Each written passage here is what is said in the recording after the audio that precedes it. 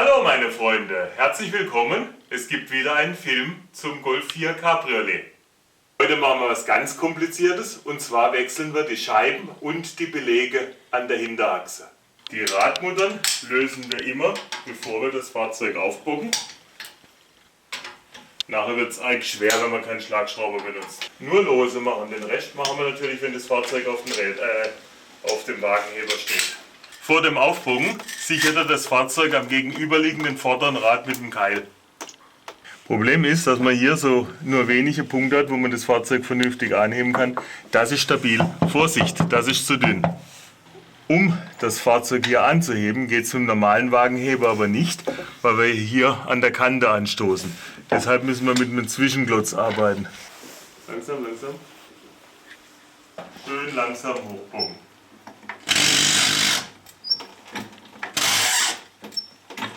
Natürlich verlassen wir uns nie auf einen Wagenheber allein. Ich habe mir deshalb solche Metallsicherungen gemacht, dass der beim Hydraulikfehler nicht zusammenklappen kann.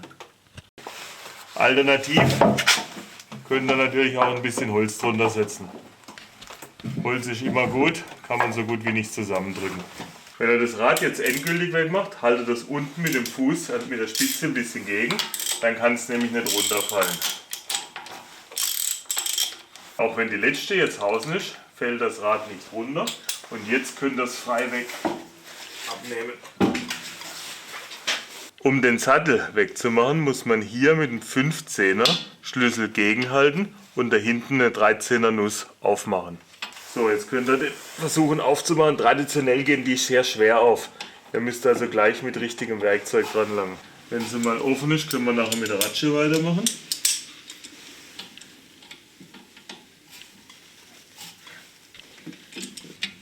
Die gleiche Schraube haben wir hier nochmal.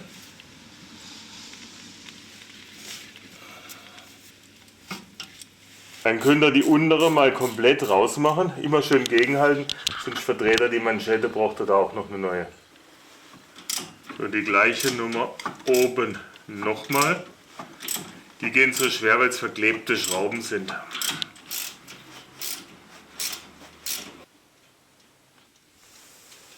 Damit ihr den Sattel zurückkriegt, könnt ihr ein bisschen drücken, aber nicht viel, weil das sind Drehsättel. Ihr versucht dann den Sattel so langsam ein bisschen abzuhebeln. Irgendwann rutscht er runter. Aber gut halten, damit er nicht den Dreck pflegt. Okay. Wenn er unten ist, müsst ihr irgendwo auf einer geeigneten Unterlage ablegen oder wir hängen ihn nachher sogar auf. So, dann könnt ihr die Belege entnehmen. Ihr seht, ein bisschen war was noch drauf, aber der TÜV hat schon gemeckert. Hier ist nur ein bisschen weniger. 2 wäre das Minimalmaß. Was hier aber absolut kritisch ist, ist die Dicke der Scheibe. Und da, die ist schon massiv eingelaufen. Die hat 10 mm neu, 8 mm ist das Verschleißmaß. Normalerweise würde man jetzt sagen, kein Problem, wechseln wir halt die Scheibe. Das ist bei dem Auto aber gar nicht so einfach, weil die Scheibe und die Aufnahme für die Räder ist ein Teil. Ich muss also die ganzen Lager ausbauen, neue Lagerringe umpressen und so weiter. Jetzt wisst ihr, warum es ein schönes Video gibt. Um den Bremssattelträger loszumachen, gibt es hinten 2 Imbusschrauben. Die haben einen 8er Imbus. Die müssen wir jetzt lösen. Die Schrauben sitzen ziemlich fest und meistens jede Menge Dreck drin. Deswegen nehme ich einen kleinen Schraubenzieher und reinige sie erstmal. Dann kommt der 8er Imbus rein und jetzt brauchen wir viel Kraft.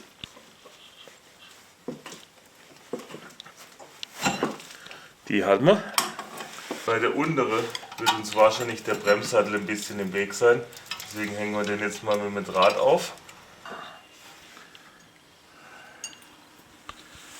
Bei der unteren die gleiche Prozedur. Erstmal reinigen. Seht ihr schon, dass da ein Dreck rauskommt.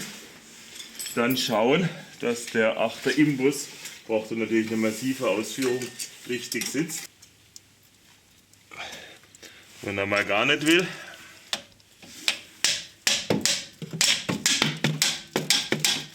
deswegen benutze ich auch für sowas einen starren Hebel und keine Ratsche, die macht er bei sowas dann nur kaputt.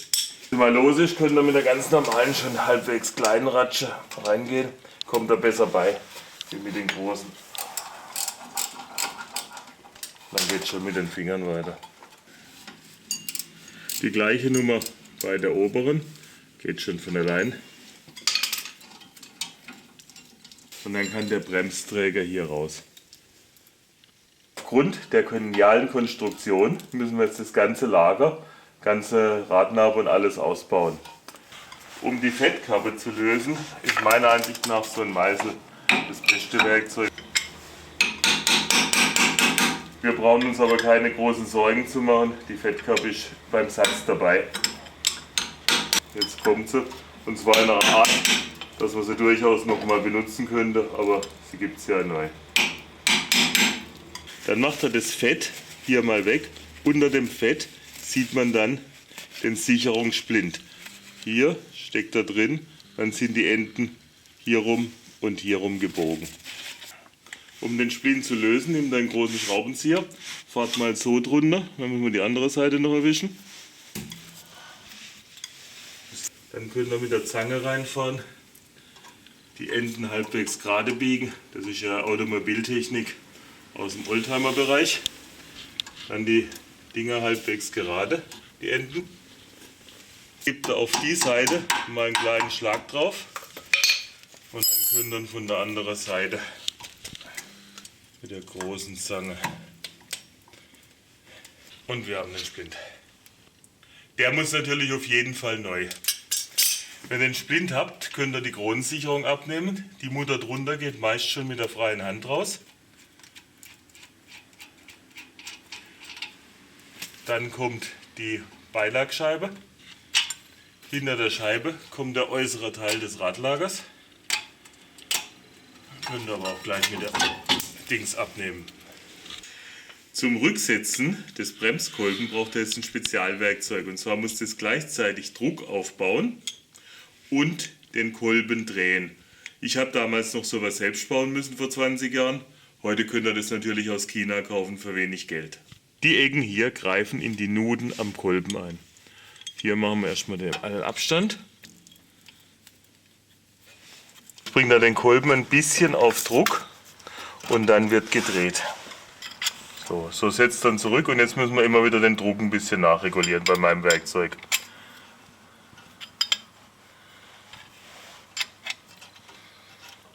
Während er sie zurückstellt, müsst ihr hier vorne beobachten, ob die Bremsflüssigkeit zu hoch kommt. So, jetzt ist der Kolben soweit zurückgefahren. Hier könnt ihr noch ein bisschen die Reste von den alten Klebebelegen wegmachen. Dann kann man den Träger natürlich ein bisschen reinigen. Das gleiche gilt hier. Wobei, hier müsst ihr aufpassen, da geht er nicht so grob mit der Radbürste drüber. Das ist nämlich der ABS-Sensor. Bei dem Träger schaut er, ob die Manschetten hier noch in Ordnung sind. Die müssen noch dicht und der Träger beweglich sein. Das gleiche auf der anderen Seite. Und dann müsst ihr hier diese Bleche anschauen, ob die noch sauber sind. Die sind seltsamerweise bei den neuen Texter nicht dabei. Also müssen wir die alten mal noch einmal nehmen. Und auch hier ein bisschen reinigen, da wo die Belege ansitzen.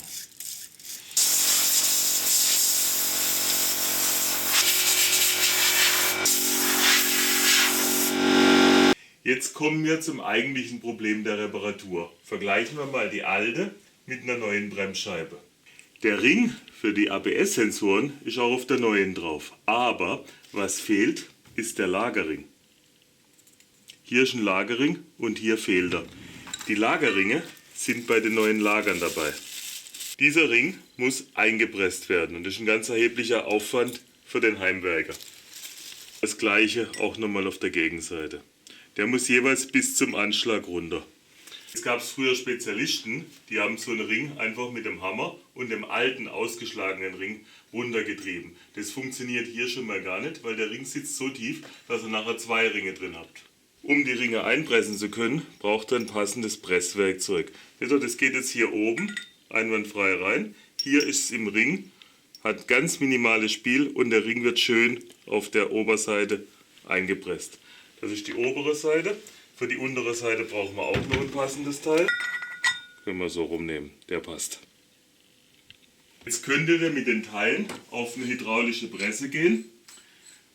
Ich habe keine, aber es geht auch mit einer Spindelpresse. Das heißt, ich habe mir hier eine Spindel gemacht. Solche Werkzeuge könnt ihr übrigens aus China kaufen. Das kommen dann Riesensätze, kostet zwar etwas, aber wenn man es öfter macht, lohnt sich auch das.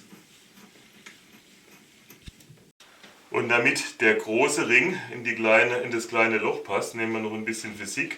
Wir machen die Radnabe jetzt 150 Grad warm, dann dehnt sie sich ein bisschen aus und der Ring flutscht besser rein. Wir backen die Bremsscheibe bei 150 Grad und Umluft ungefähr 20 Minuten. Schauen wir mal, ob die Bremsscheibe gar ist.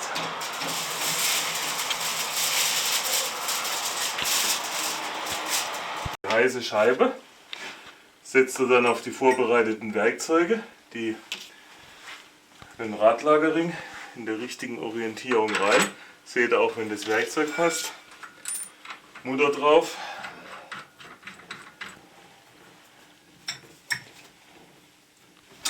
Macht er jetzt, bis das Lager unten ansteht. Das merkt er dann, wenn die Kraft groß wird.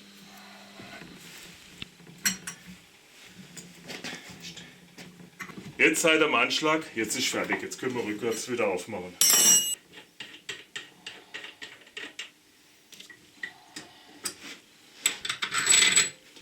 Wir bauen gleich auf die andere Seite um.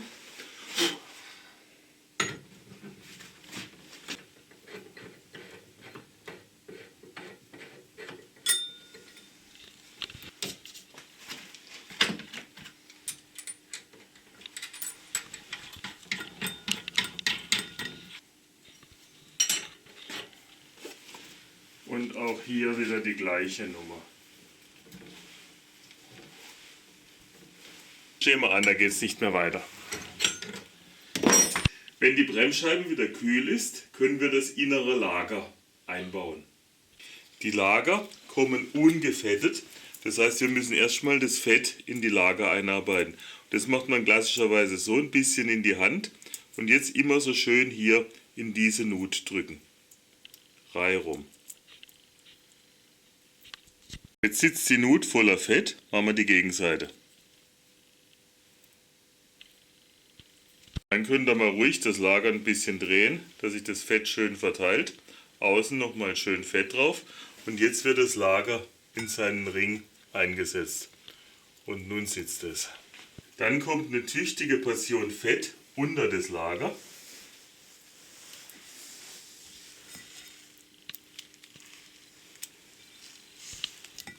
Das ganze Innenleben gefettet ist. Eine schöne Portion hier oben drauf, dass es auch für das ganze Leben Fett hat. Dann reibt er den Sitz von dem Simmering da oben ein bisschen trocken, dass er nicht gerade zu sehr an der Seite im Fett sitzt. Das Eintreiben, das ist übrigens, müsst ihr erstmal die Innerseite fetten. Dann braucht er ein passendes Werkzeug, um den einzutreiben. Jetzt sieht es aus, wenn das Werkzeug zu klein wäre, aber das ist genau passend, weil ich muss ja hier drücken und nicht außen an der Flanke. Also genau das passende Werkzeug wird er so angesetzt und dann gibt es einen leichten Schlag mit dem Gummihammer, bis der sozusagen schön flächig drin sitzt. Das äußere Lager können wir auch gleich fetten. Wir können es allerdings erst im Auto einbauen. Also wieder die gleiche Prozedur, schön Fett in die Nut. Dann wischen wir die Achse gut ab, dass da kein Dreck drauf ist. Machen wir auf die Radnabe ein bisschen Fett, allzu viel bringt nicht. Der Simmering würde es bei der Montage wieder zurückschieben. Nun können wir die Bremsscheibe, das ganze Zeug, mit dem montierten inneren Lager ansetzen. Rutscht hier durch. Jetzt sitzt er schon drauf. Dann kommt das schon gefettete äußere Lager rein. Tüchtige Portion Fett. Dann kommt die Druckscheibe so drauf, dass diese Nase hier in die entsprechende Nut eingreift.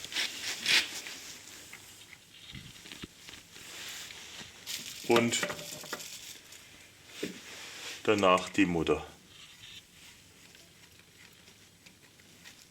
Dann dreht er an der Scheibe und zieht gleichzeitig das Lager ein bisschen fest, dass es so richtig ausrichtet. Dann mache ich das Lager wieder lose und jetzt müssen wir die Lagerspannung einstellen.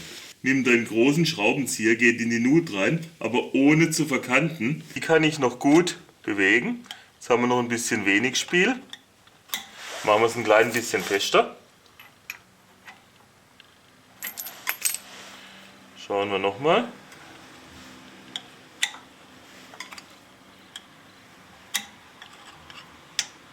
Jetzt lässt es sich gerade noch so bewegen.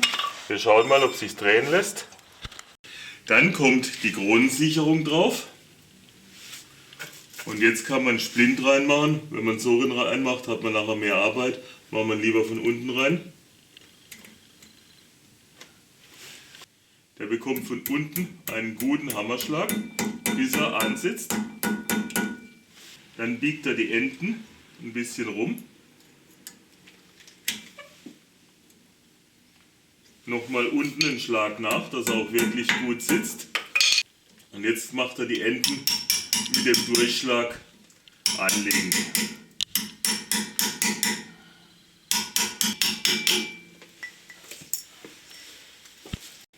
Dann machen wir das restliche Fett hier drauf.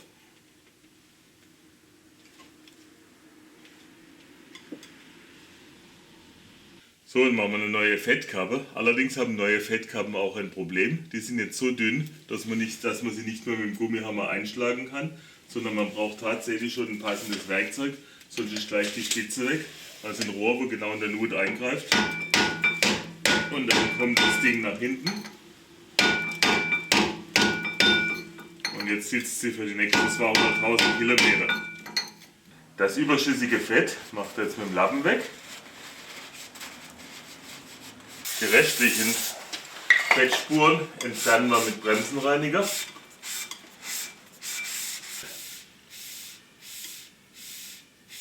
Die Schrauben vom Träger sind sogenannte Rippschrauben. Das heißt, die haben hier hinten eine Verrippung. Die kann man durchaus wieder benutzen, auch wenn sie Werkstätten gerne auswechseln. VW schreibt nur vor, dass sie vor der Wiederbenutzung mit der Drahtbürste gereinigt werden, damit der Dreck aus den Rippen kommt. Dann setzt er den Träger wieder an. Das müsste halt von hinten, wenn man schlecht sieht, wenn wir das Loch suchen. Dann schraubt er den mal mit Gefühl von hinten fest. Schraube von unten auch. Wenn die erste mal drin ist, ist die zweite wenigstens nicht mehr so kompliziert. Handfest genügt für den Moment. Die Belege haben hinten eine spezielle Folie zum Abziehen. Das heißt, hier dürft ihr den hinteren Teil der Belege nicht schmieren. Nur die seitlichen Führungen werden mit etwas Bremsenpaste oder Keramikpaste geschmiert. Also hier, wo er sich nachher bewegt, sonst quietscht es beim Bremsen. Nicht zu viel, weniger ist mehr. Dann ziehen wir die Folie ab und der Bremsklotz wird so eingesetzt, dass die Reibseite natürlich zur Scheibe zeigt. Dann auch die Schutzfolie ab und wir setzen den hier in die Führung ein. Der Sattel drüber und da müsst ihr aufpassen, dass die Federchen schön alle im Sattel landen und sich keiner rausquält. Das sind Spezialschrauben und bei den Belegen sind neue dabei, weil hier ist eine Klebstoffschicht, die sich aktiviert, wenn die Schraube eingeschraubt wird. Dann drückt er den oben hin und mal eine an. Jetzt schrauben wir die gut fest. Und zwar müssen wir hier immer gegenhalten, sonst verdreht es die Manschette und dann bricht sie doch noch.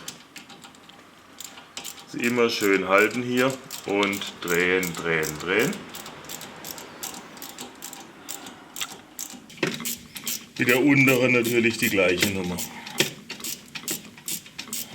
Das sind zwar 8er Schrauben, aber es sind Spezialschrauben, die bekommen tatsächlich 35 Newtonmeter. Die Bremsen sollen ja auch im Auto halten und nicht von alleine wegfallen. Auch jetzt beim Anzug ist natürlich ganz wichtig, dass wir das Ding gegenhalten. Toll. 35. Wieder hier klappt.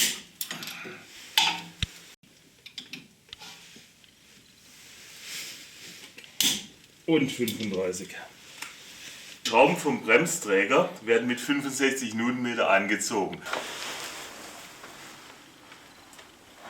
Und 65. Und 65. Da wir den Kolben ja vollständig zurückgesetzt haben, müssen wir die Bremse jetzt anbremsen. Das heißt, beim ersten Mal drücken kann es sein, dass das Pedal ziemlich durchfällt. Widerstand, perfekt. Die Bremse ist nun fertig. Jetzt können wir da, wo das Rad draufkommt, ein bisschen Keramikpaste benutzen. Dann kann das Rad nicht festrosten, weil das ist ja blankes Metall. Natürlich nichts auf die Scheibe. Dann können wir das Rad draufsetzen. Wieder der gleiche Trick wie heute Morgen. Wir halten es unten mit den Füßen fest. Dann könnt ihr mit dem Schraubenzieher suchen, wo die Löcher sind. Wenn eine drin ist, kann ihm viel passieren.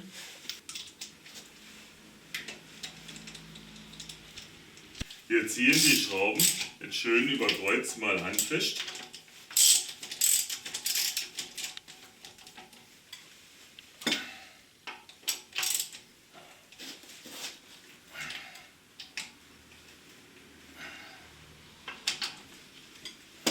Dann können wir das Fahrzeug ablassen. Also erstmal unser Sicherungsholz raus. Das Fahrzeug wieder vorsichtig ablassen.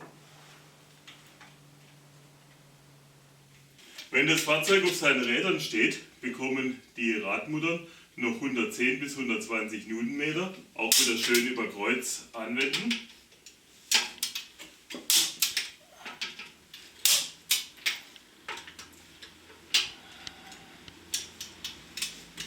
Kontrolliert dann nochmal den Stand der Bremsflüssigkeit, der soll knapp unter Max stehen, dann passt das. Deckel drauf. Wir sind am Ende unserer heutigen Reparatur. Denkt aber bitte dran, Bremsen sind sicherheitsrelevante Teile. Also wenn ihr nicht ganz sicher seid, was ihr getan habt, geht jetzt auf den Bremsenprüfstand oder lasst einen Experten mal drüber schauen. Also, tschüss, bis zum nächsten Video.